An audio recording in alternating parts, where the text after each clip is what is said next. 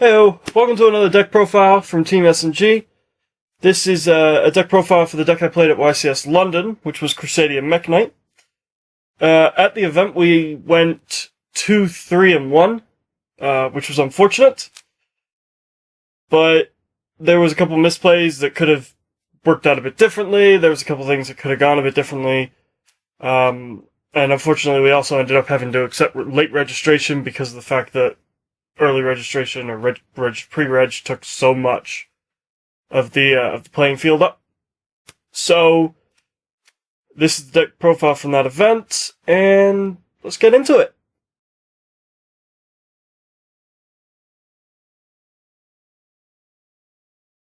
Let's talk about the Crusadia monsters first.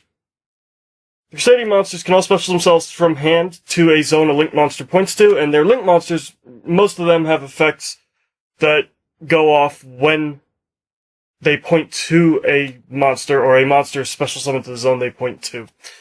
So, the first Crusadia that we run is 3 copies of Crusadia Maximus.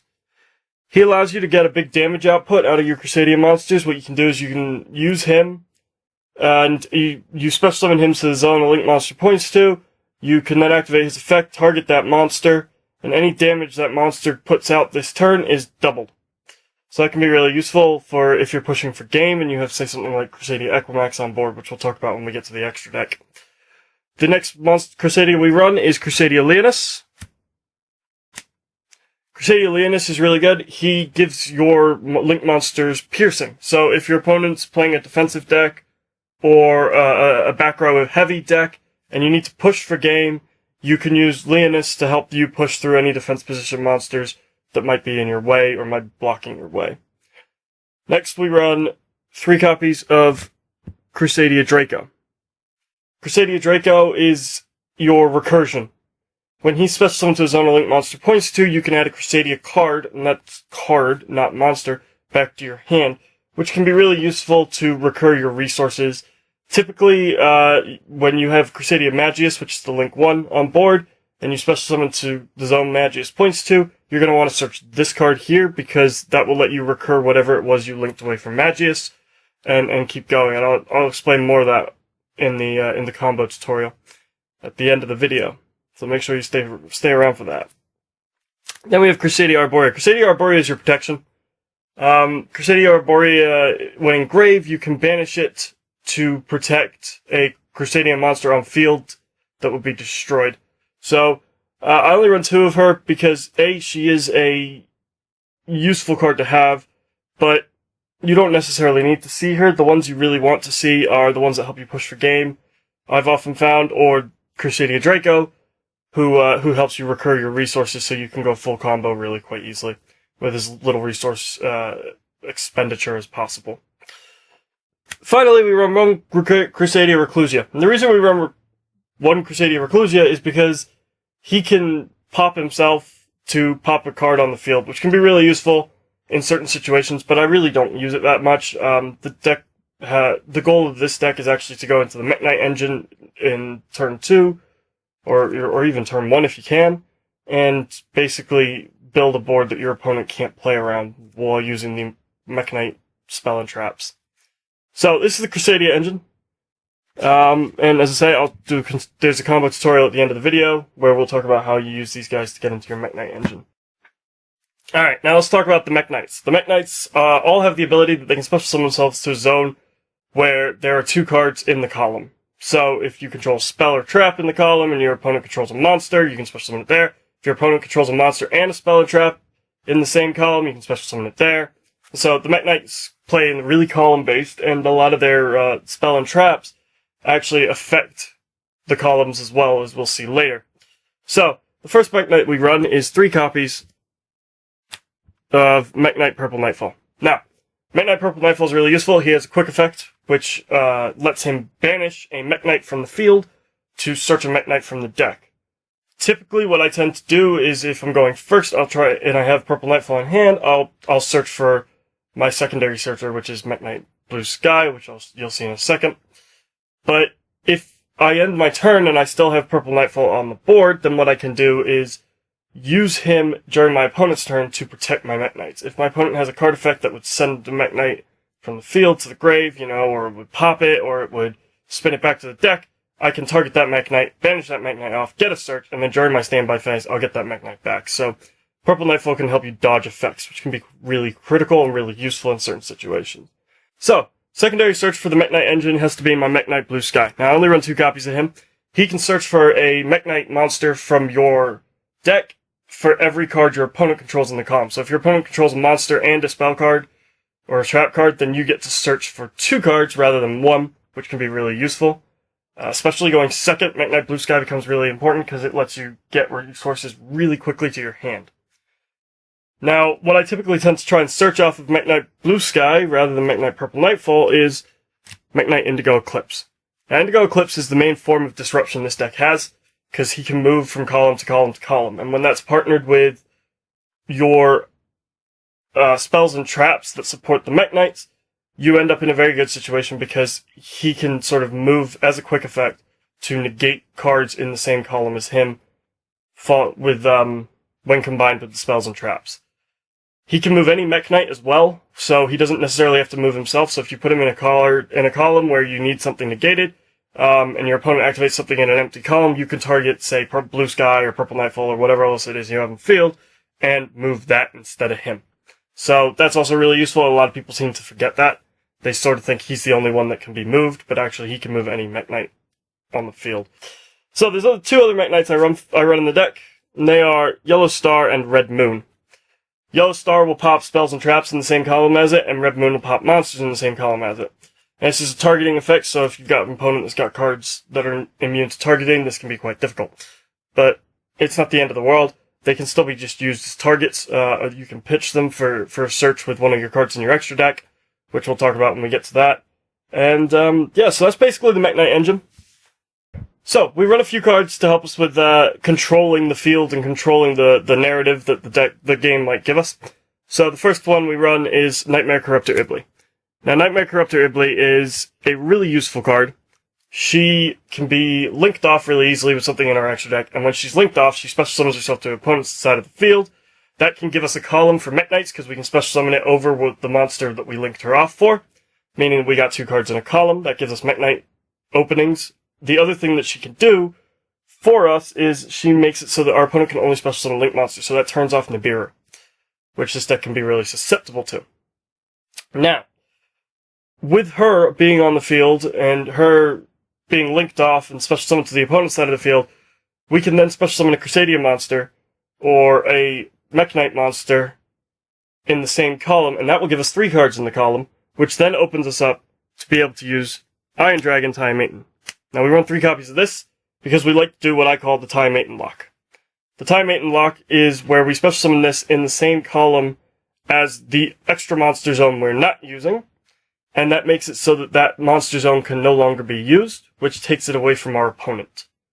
There are ways for your opponent to play around this. If they can get rid of Time Maiden, then that goes away, things like that. But this can be quite an oppressive play, and it can be really aggressive because it will stop your opponent from being able to make anything in the extra monster zone.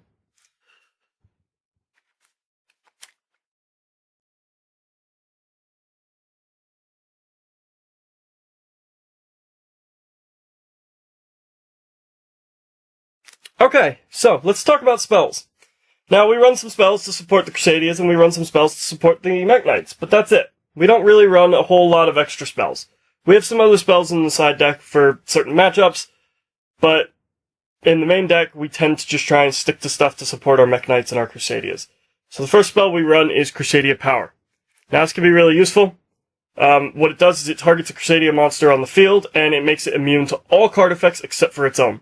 So if you do get Nibiru'd, which is definitely a possibility, you can activate this and target your Link monster, because that'll likely be the biggest monster on the field that your opponent's worried about, and then your opponent cannot tribute it off with Nibiru, which is really useful. The other Crusadia card we run is Crusadia Testament. Now, this has 2 effects, one of which is your opponent can't react to Crusadia monsters, the Crusadia monster you target with this card's effect. I don't use it for that effect very often. It can be used, but I don't tend to.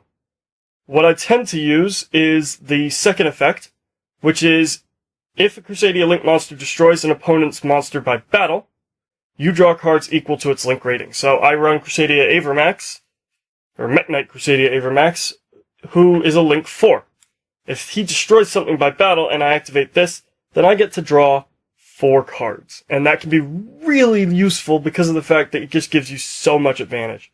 So that's what this is really run for. This isn't run for much else. So that's our Crusadia spell lineup.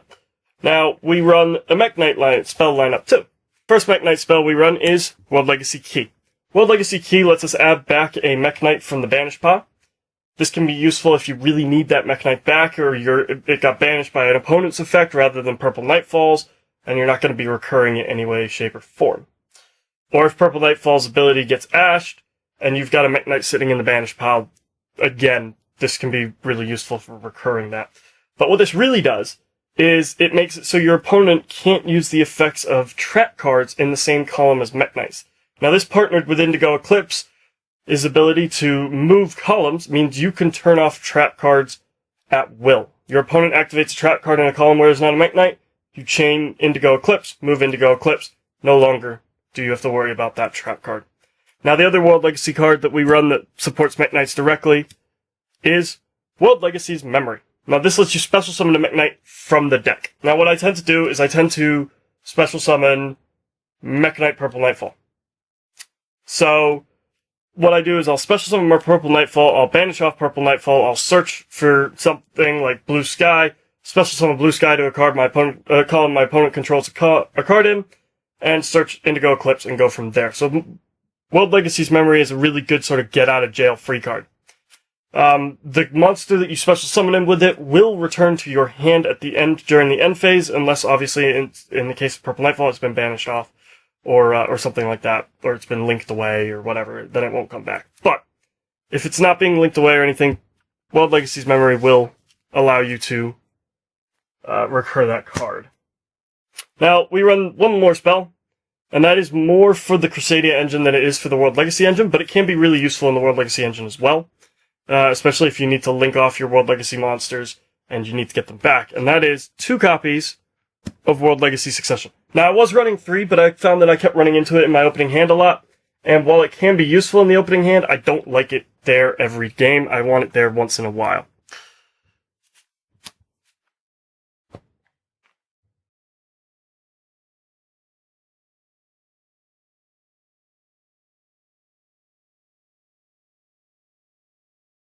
Right, so, now let's talk about the trap cards. Now, the trap cards are arguably, in my book, more important than the spells. The first trap card we run supports Crusadias, although it really doesn't. It supports the Mekk-Knights in my book, and that is Crusadia Crawler. Now, it's Crusadia by name, which means you can search with it with Regulex, which is in our extra deck, but the benefit of this is that you can, when you search for it, you can set it to set up a column, but for your Mekk-Knights, but what it really does is when you activate it, you special summon it to a zone a link monster points to, and then his effect, Crusadia Crawler's effect, will let you search a World Legacy spell or trap, which means you can search whatever the spell or trap you need for your Mekk-Knights to function and to negate whatever it is that your opponent's playing that you're worried about. Speaking of those cards, one of those is World Legacy Secret. Now, World Legacy Secret's really good. It lets you special summon back a level 5 or higher monster from your graveyard, which means you can special summon back any of your Mekk-Knights. So what you do is you special summon back your Mekk-Knight to the zone, to a column that a monster's in, and World Legacy Secrets, much like World Legacy Key, will turn off monster effects in the same column as a Mekk-Knight. And so you can, say, bring back Indigo Eclipse to the same column opponent activates their monster effect. Then what you can do is you can make it so that your opponent's monster effect won't go off, and then say your opponent goes and activates the monster effect in a different column, you just move Mekk-Knight Indigo Eclipse over to that column, and boom, now you've turned off that effect as well. So this is the main source of disruption. I run 2, because of the very simple fact that, again, you don't need to see it in every matchup. Say you end up against Pendulum, it could be useful, but at the same time, maybe your priority needs to be spells in that matchup. So I run it at 2, so I can see it, but it is also searchable by several different cards in the deck, and therefore, it's not necessarily the big a difficult thing to get to. Along the same lines, we also have World Legacies Whisper. Now, World Legacies Whisper is similar to World Legacy Secret and World Legacy Key in that this one turns off spells in the same column as a Mekk-Knight. Its secondary effect is that it can increase the attack and defense of a Mekk-Knight by 1,000 points till the end of the turn. So that's really not what you're using it for. You're using it to turn off spells. Now, I run 2 secrets and I run 2 whispers because spells and monster effects tend to be more important than traps, so I run 2 of these and only 1 of key. However, in the side deck, I make it so that there is actually 3 copies of each one in the deck, and I just side in whatever one is more necessary for each matchup.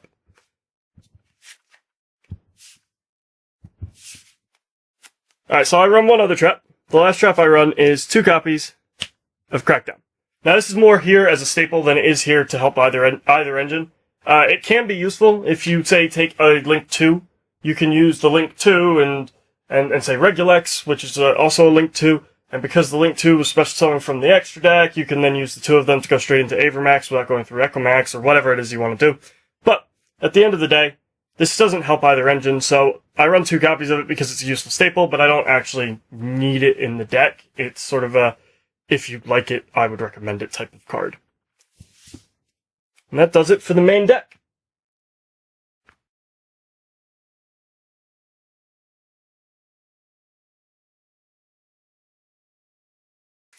Alright, so, now that we've talked about the main deck, let's talk about the extra deck, because this deck, your extra deck is really important. The first extra deck monster is Crusadia Maximus. Now, Crusadia Maximus is Link 1. It requires 1 Crusadia monster. It has 100 attack.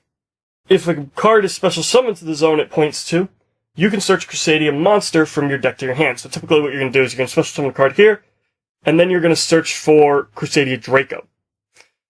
And then what you'll do is you will link Crusadia Draco and Crusadia Maximus off into Crusadia Regulex. Now, Crusadia Regulex, like Crusadia Maximus, has the same effect, that it gains the attack of whatever it points to. So, again, like Crusadia Maximus, he has an effect that triggers when something is special summoned to a zone it points to. Now it points straight up and straight down. So what Crusadia Maximus will what it tends to do is you'll summon the Crusadia Draco that you searched with Crusadia Maximus underneath this. You'll recur the normal summon that you had that you linked off to Crusadia Maximus, and you will search for Crusadia Crawler. That's what I tend to search for. However, if you know your opponent runs Nibiru or you're worried about Nibiru, you can search for Crusadia Power to protect your materials. You can search for any of your Crusadia spells or traps, but I tend to go for Crusadia Crawler as my first go-to, because I can set it underneath this, giving me a column for Mekk-Knights, and or I can use Crusadia Crawler on my opponent's turn to search for the World Legacy spell or trap that I need to maybe start the Mekk-Knight flow and get the Mekk-Knights going. Now what I'll tend to do is I'll use Draco and Regulex, and I will link off to Crusadia Echomax. Now, Crusadia Echomax has 2,000 attack. Use your Link 3. You can tribute a Crusadia monster or a World Legacy monster that this card points to stop an effect. Basically, just to negate an effect. That can be really useful in certain situations. But this also, again, gains attack equal to everything it points to. But Echomax can be really useful to push for game, because he can get quite big. If you have something like Maximus and Leonis underneath him, you can really push for game because you can double the damage he does, and so on and so forth. And it's basically the original Crusadia OTK. He's also a Cybers type, which means that you can, if late game you need to get him back, you can get him back by summoning Nightmare Corruptor Ibli, who will special summon a Cybers Link from the grave when she is normal summoned. So he can be quite useful in that situation as well. Then we also run some Mekk-Knight extra deck cards. So the first thing we run is we run 2 copies of Mekk-Knight of the Morning Star. Now, Mekk-Knight of the Morning Star is a Link 2 machine. It requires 1 Mekk-Knight monster to make. Well, it requires 2 monsters, including a Mekk-Knight monster to make. And you can send a Mekk-Knight or a World Legacy card from your hand to the grave to search a World Legacy spell or trap from the deck. So that can be really useful to help you search out the spells and traps that you're looking for. Now, like all the other Mekk-Knights, this card has a column-based effect too, which is all your Mekk-Knights on the field can no longer be destroyed by battle, and you take no damage from battle involving a Mekk-Knight unless the card attacking it is in the same column as this. So you can build a really oppressive board using this and Mekk-Knight Crusadia Max, which you'll see in just a second, to make it so your opponent has to attack Max with something in front of Max, and Max can self-honest whenever there's no... whenever he battles a special summoned monster. So, Mekk-Knight of the Morning Star is really useful if you can manage to get that play off, because your opponent then has to find a way to get rid of this, and then find a way to get rid of Max, which can be really resource intensive for them.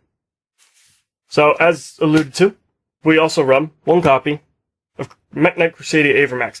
I'd love to run two. The card's a bit pricey though, and I don't really want to go out and buy another copy of it. I'd love to be able to run two though. He's really easy to go into with the Crusadia engine, because you get to Equimax, special summon a Crusadia under Equimax, link that off for Magius, and then you use Magius and Equimax to make this. So it's really easy to get into this card. The other benefit is it has Mekk-Knight in name, which means that it can also turn off spells, traps, monster effects, depending on whatever spell or trap, World Legacy spell or trap you have active on the field. So that does it for our Crusadia Mekk-Knight lineup. We also run a few extra cards in the extra deck. We run Boral Sword because everyone has to run Boral Sword these days. I don't really ever go into Boral Sword. I didn't at the tournament at YCS.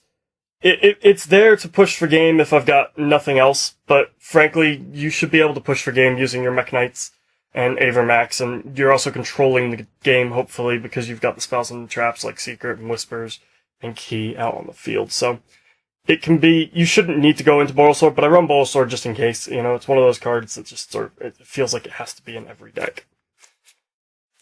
Now, the link material, or the link monster we run for Nightmare Corrupt Herbally is Link Disciple. I went into it a few times at the tournament, obviously, because if you watch the video diary, as I say, link below, you'll know that I went into this a couple times. A few times it really backfired on me, and other times it was fine.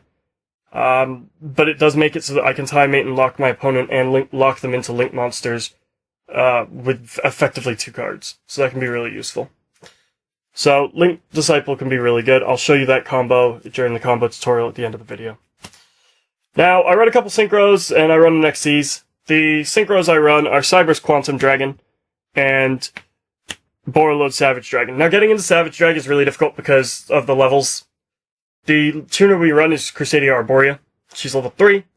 The only level 5 that I run is Mekk-Knight Blue Sky. So, unless I have Mekk-Knight Blue Sky and Crusadia Arborea, going into Boral Sword can be quite difficult.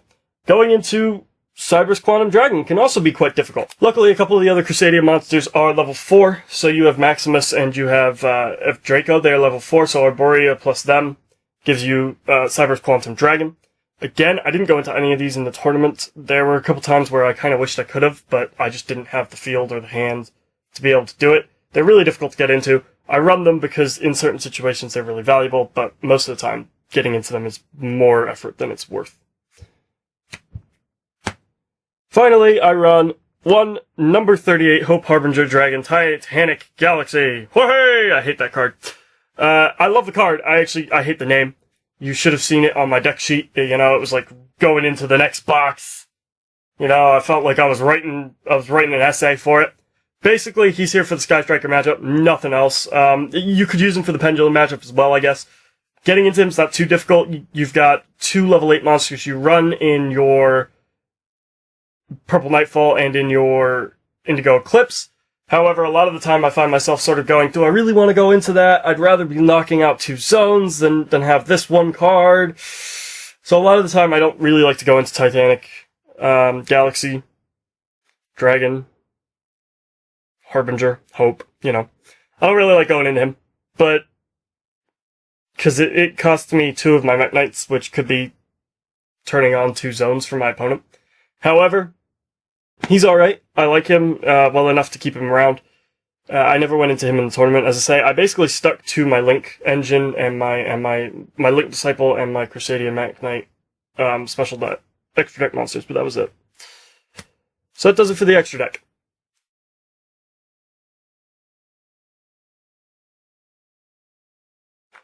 So, as discussed earlier, we run a side deck. We run 15 cards. We run a couple Crusadia cards in here, and we run some Mekk-Knight World Legacy cards in here. So the first Crusadia we run is we run a third copy of Arborea, and we also run a second copy of Reclusia. I don't side them in that often. The only time I really side them in is if I found, like, in round 1, I'm not seeing any Crusadias. Then maybe I'm like, okay, I need some more Crusadias in the deck. Or I've got an opponent who knows how to play around the Mekk-Knights by not putting 2 cards in the column. So I need to lean harder into the Crusadia engine. Then I'll side out a couple Mekk-Knights, or I'll side out a couple spells and traps, and I'll side these 2 in. If my opponent has a lot of spot removal, I will also side in the Arborea to help deal with that. Or if my opponent builds a big monster that is susceptible to targeting, then I'll side in Crusadia Reclusia to help me deal with that. But I tend not to go into these too much. They're here as nice sort of to have in certain situations, but at the end of the day, I don't really go into them that often. Now, as stated, I also make it so that I'm running 3 copies of World Legacy Key, World Legacy Secret, and World Legacy Whisper. The additional copies get sided in. Say if I'm playing Pendulum, I'll side in the extra copy of Whispers and the extra copy of Secrets, and I'll side out the World Legacy Key and another card. So it depends on whatever it is I'm playing, but I'll side in. If they're monster deck heavy, I side in the extra copy of World Legacy Secrets. If they're spell heavy, then I'll side in the extra copy of Whispers, and if they're trap heavy, I'll side in the extra copies of World Legacy Key. Now I run some matchup specific cards. The first one I run is System Down, which came up at the tournament once, and I misplayed with it, which was really upsetting. But hey, not much I can do about that. Can't take that back. System Down's really good for the Cyber Dragon matchup, and that's about it. That's the only reason I run it. I have issues with the Cyber Dragon matchup because of Mega Fleet being a thing. It can get rid of whatever I put in the extra monster zone. So System Down sort of is my safety net for dealing with that. We also run 3 copies of Anti-Spell Fragrance. This is really useful when playing against the Pendulum matchup because it makes it so they can't set their scales. The one time I played against the Pendulum matchup, I didn't see it once, so that was upsetting. I run 2 copies of Twin Twisters, and that can be good for the zombie matchup, and it came up a couple times. It came up during the zombie matchup if you watch the video diary from YCS. And yeah, so that's basically why I run it. It's a staple. I don't go into it unless when I'm playing Thunder Dragon, for instance, and they don't use spells and traps, I don't really go into it. And I don't want it in my deck because it's clutter. So what I tend to do is I side it in if I'm running a spell or trap heavy opponent. And finally, I run 2 copies of Black Garden. Now the idea behind this is that A, it helps you set up zones and columns for your Mekk-Knights. B, it can be really useful for taking out zones on your opponent's side of the field. So what ends up happening is you end up using this, activating this, special summoning a whole bunch, filling up all 5 of their zones with plant tokens, which they can't get rid of, and then you just sit there. But Black Garden is an option. I like it, but at the same time, I kind of thought about it since the tournament, and I would switch this out for 2 copies of Imperial Iron Wall, because that helps you deal with the Orcust and Thunder Dragon matchup, so it's a bit better in today's current meta. However, this can be really useful if those decks get hit hard enough that people stop playing them, or something along those lines. Then this would be the better option in those situations. However, I tend not to run it. I would take this out for Imperial Iron Wall if I could go back before the tournament. So that does it for the side deck.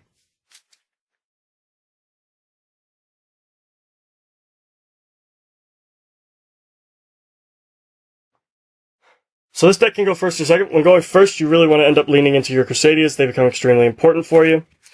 However, what you don't want to see in your opening hand, frankly, is actually any copies of this. We run 3 so that we can see it early, but we don't really need to see it early, or we don't necessarily want to see it early. If we do see it early, we want to see it with any other Crusadia monster.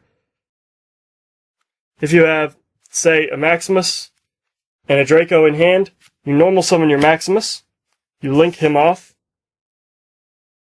for your Magius, then you special summon your Draco, Chainlink 1, Chainlink 2, that lets you block for your search, so your opponent can't ash your Magius search. You search for any of your Crusadia monsters from the deck, except for Maximus, except for Draco, or Maximus, because what you want to do is you want to have, their special summon effects are once per turn, so what you want to do is you want to have any of the other ones, like those three, searched out for your next play. Then you use Crusadia Draco to add the Maximus back to hand, so now you're sitting with 2 Crusadia cards in hand, and you can go into your Link 2, so you link off into your Regulex, and then you can special summon your Maximus because you normal summoned it. So you special summon your Maximus. That then lets you search for your Crusadia spell or trap. Now, as I say, you can search for power, or you can search for Crawler. I tend to search for Crawler. When you search for Crawler, you can then set Crawler here. That gives you 3 cards in a column, and this sets up your Time Maiden lock, because now your opponent, now you've got 3 cards in a column. If you have Time Maiden in hand, you can then special summon this here, and this zone is no longer usable by your opponent. If you don't have Time Maiden in hand, that's perfectly fine. You don't necessarily need to search for Crawler in that situation. However, Crawler can then also allow you later to continue comboing off. So, this is pretty standard. This is sort of what you want to end up with most turns. Then you're going to link off Maximus and Regulex, or you're going to link off whatever Crusadia it was you recurred. You recurred with Draco and Regulex. And so you'll have your trap card, or your spell that you've set, and you'll special summon into this. Now you have 2 cards in the column. That opens up this column for any of your Mekk-Knights. You can special summon your Mekk-Knights here, in this zone. But the other thing you can do is, with the Crusadia that you searched off of your Magius, you can special summon that there, link that one off for your second copy of Magius, and then because this is special summon from the extra deck and this is special summon from the extra deck, you link both of those off for your Mekk-Knight Crusadia Avermax. So now you've set up, this is preferably the end board you would end with. Well, not the end board, but this is preferably what you would end with, and all it cost you was 2 cards. It cost you 2 Crusadias in hand will give you this. And then that lets you continue to combo off. Now, as I say, if you had Time Maiden in hand, then you've got this situation. That's even better, because now you only have 3 zones that you need to lock off with your Mekk-Knights, and you can continue to combo off from here. So, if you have any Mekk-Knight in hand, you can special summon that now to this zone here. I really like it when I have Purple Nightfall in hand, because I can special summon Purple Nightfall here, banish Purple Nightfall off, search for Indigo Eclipse, special summon Indigo Eclipse, move Indigo Eclipse. If I have Nightfall and Indigo Eclipse, then I end up with a situation like this, which is really nice. And in that situation, I might banish off Purple Nightfall, and I might search for, say, Blue Sky or Red Moon. So in this situation, we'll say we search for Red Moon, special summon Red Moon here, and then you can actually link both of these off and go into Morning Star, which now puts us in the situation where your opponent can't special summon anything into the extra monster zone, and your opponent can't special summon and can't attack or destroy Mekk-Knights unless they battle it with something in the same column as it. So your opponent now needs to be able to summon something to the zone above Avermax to be able to destroy Avermax by battle, and this is now the only card on the field your opponent can attack, so they can't just destroy Time Maiden with an attack. And so now they're this is a really good lock to end up with. And actually, as much as it's not the best of situations, because it's technically a 4-card combo, because you need 2 Mekk-Knights and you need 2 Crusadias. This deck can give you a hand like that quite often, because of the fact that A, it does a lot of searching and stuff like that. B, it can give you a deck like that, a hand like that, because of the fact that, you know, those are the two main engines that it runs. So that's your way of getting into this lock with two Crusadias. Now if you do, and two Mekk-Knights. Now if you don't get into him, it's not the end of the world. You know, you're still in a really good situation if you were to end up with, say, a board with one Mekk-Knight, a Mekk-Knight Crusadia Max, and Time Maiden, you're in really good shape. Or hell, if you even end up with a board where it's just a Mekk-Knight Crusadia Max and a Time Maiden. People say it is a fragile lock, and it can be, but the thing is that they do have to find a way to out your Time Maiden, out your Avermax before they can do anything with about your Time Maiden. Unless they're going to get rid of it by card effect, at which point, you know, they can target Time Maiden, but they can't target your Avermax, so your Avermax is protected still. Plus, you now also have, if you activate this on your opponent's end phase, you special summon it to one of the two zones that Avermax points to, you then search out your World Legacy secrets or your World Legacy spells and traps, and that will give you a situation where you can now continue comboing off on your next turn, start setting up a lock with your Mekk-Knights on board. I'm going to show you one other combo that is really prevalent and can be really good. It's a 3-card combo, but the 3 cards are open to interpretation, let's say. The first 2 cards aren't open to interpretation at all, actually. I lied a little bit. I did fib. I do apologize. But the first 2 cards are Nightmare Corruptor Ibley and Iron Dragon Time Maiden. A few of these 2, you're in really good shape. Now, what you really want is you want a Mekk-Knight, but you can also have a Crusadia. It really doesn't matter what you have, as long as you have any of your Mekk-Knights or any of your Crusadias in your hand. In your opening hand, you know, you can do this combo. This is your Crusadia Mekk-Knight lineup. This is your entire lineup for your Crusadia Mekk-Knights. You know, you're gonna have all these cards. All you need to do is have one of these and these 2. So if you have one of them and these 2, you're in good shape. So I've moved you'll notice I've moved the field center down. That's because the trap zone isn't all that important. It's actually this zone here that's really quite important, or this zone here, depending on which side of the board you like to play on. So what you do is you normal summon your Ibley, and you link your Ibley off for Link Disciple. Then you use your Ibley's effect to special summon it to this zone here. So as you can tell, I always like playing on the left side of the field. You can play on the right as well. It doesn't really make a difference. Now you've got 2 cards in the column. So that opens up your column for your Mekk-Knights. It also opens up your column for your Crusadias. It doesn't matter what you have in your hand, you can build this. So now let's say you have, the ideal thing to have actually in your hand is Purple Nightfall. I like to have it, the ideal 3-card combo is Purple Nightfall, Iron Dragon Time Maiden, and Nightmare Corruptor Ibley. So now in this situation, what you do is you special summon your Purple Nightfall, and then you would special summon your Time Maiden. So now you've built yourself a lock. Your opponent is locked into link summoning only. They can't special summon in any other way. They can still normal summon, which can be a problem, because if they've got large monsters, like in the matchup I had against Thunder Dragon, they can just tribute this off. But hey, it's not the end of the world. In this situation, you can then also banish off your Purple Nightfall, and you can search yourself out a indigo blue. You can search yourself out a blue sky, special summon a blue sky, and then you can actually continue to combo off, you know, searching out Indigo Eclipse, for instance, to your hand, which can be, again, a really useful play. So that's what I tend to like to do. I like to run this combo. This is a nice little combo. You do end up in a sort of awkward situation. If you don't end up with a Mekk-Knight in hand, and you end up with a Crusadia in hand, let's say Crusadia Maximus, you can special summon Maximus. You can link these 2 off into your Regulex. And then if you've got a Mekk-Knight in hand as well, which would be nice, you can special summon your Mekk-Knight, search out Crusadia Crawler, set Crusadia Crawler, you know, and then you can go link 3 into Equimax and can continue going off that way. So that can be also really good. Crusadia, having actually the ideal hand is either to have your Purple Nightfall in your hand with your Nightmare Corruptor Ibley. The ideal hand to have really is your Nightmare Corruptor Ibley, your Purple Nightfall, and Time Maiden, because that lets you get into your Mekk-Knights really quickly. However, you can combo further, I find, if you have any Crusadia monster in hand. So, at the end of the day, those are the 2 big combos.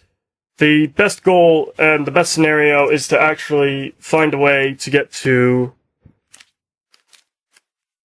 this board here.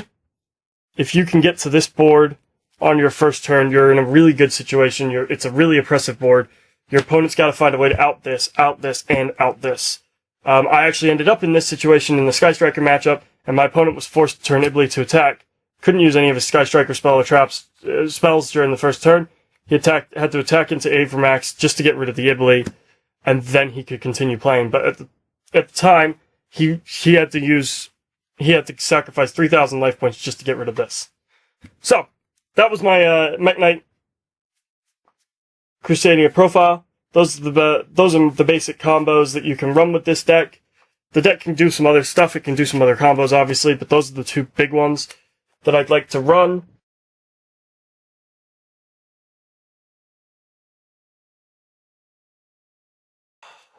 So my final thoughts on this is that the deck's a really good deck. It's really fun. It's control meets beatdown. It can go first or second. And at the end of the day, I think that it should have done better at the tournament. It could have done better at the tournament. However, the matchups I drew into weren't great matchups for me. And I misplayed probably my fair share of everything there. And therefore, it didn't do so well. But I had a lot of fun with it, and it's still my favorite deck overall. I love this deck, and I will be taking it to more tournaments in the future. But this is my final thoughts on this. It is beatdown meets control, and that is really fun to play. The Crusadia engine is extremely important in this deck, and that's fine. However, it can be a problem if you don't see them early on. You really want to see them turn one. But the Mekk-Knight engine gives you your control with the cards you see on the field right now, and it gives you your push for game with these two. So this is how I feel about the deck overall. I really enjoyed it, and I hope that somebody out there takes this deck to locals, takes this deck to regionals, and absolutely shows what this deck can do. I feel like I probably didn't do it a great service at YCS, but hey, I'm not going to cry about that. I want you guys to go out. I want you guys to try it. I want you guys to tell me how much you enjoyed it. If you have any tips or advice, feel free to put them in the comments section below. And all I can say is, I'll see you guys at the next profile.